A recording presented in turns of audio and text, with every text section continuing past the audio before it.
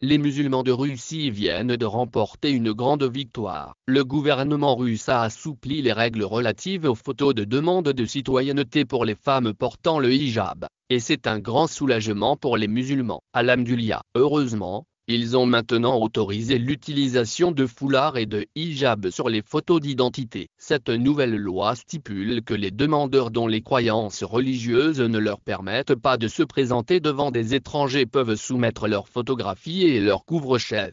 Cette nouvelle loi est entrée en vigueur le 5 mai et constitue un soulagement pour les musulmans pratiquants. Les femmes musulmanes. Cette vidéo n'est pas une approbation de Poutine ou des actions du gouvernement en Syrie contre nos frères et sœurs musulmans. Les citoyens russes avaient déjà le droit d'utiliser des photos d'hijab pour divers documents officiels tels que les passeports, les permis de conduire, les permis de travail et les brevets. Désormais, avec cette nouvelle loi, les femmes musulmanes qui demandent la citoyenneté peuvent également bénéficier des mêmes droits sans aucune hésitation. Pour la petite histoire, les photos pour les documents officiels du gouvernement étaient soumises sans hijab pendant l'ère soviétique. En Russie, cependant, les choses étaient différentes. En 1991, après la dissolution de l'URSS, les femmes musulmanes ont été autorisées à porter le hijab jusqu'à son interdiction en 1997. Cette interdiction a ensuite été considérée comme illégale en 2003,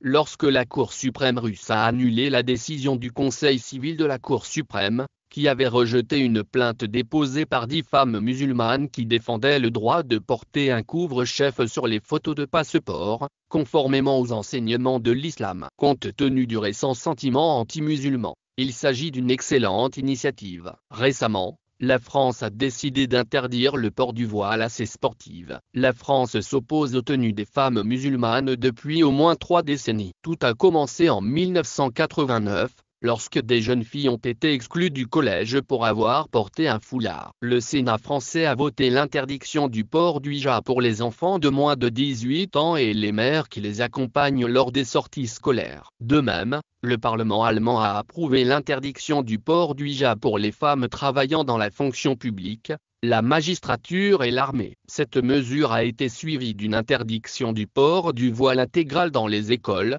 les bureaux de vote, les universités et les administrations publiques dans plusieurs pays, dont l'Allemagne et l'État de Bavière, dans le sud du pays. Les enseignantes allemandes se sont également vues interdire le port du voile dans 8 des 16 États de l'Allemagne. Les femmes musulmanes se battent depuis des années pour leur droit de porter le hijab, descendant pacifiquement dans la rue pour protester contre la discrimination et les lois injustes qui portent atteinte à leur liberté religieuse. Soyons clairs. Le hijab n'est pas un symbole d'oppression ou d'arriération. Il s'agit d'un choix personnel et d'une expression de la foi. Cette idée fausse a conduit à des pratiques discriminatoires, telles que l'interdiction du hijab dans les écoles, sur les lieux de travail et dans les espaces publics. Ces politiques ont un impact direct sur la vie des femmes musulmanes. Heureusement, le gouvernement russe a récemment modifié sa politique. Les femmes musulmanes ont ainsi la liberté de s'exprimer sans crainte de discrimination. Cette décision confirme non seulement le droit à la liberté religieuse,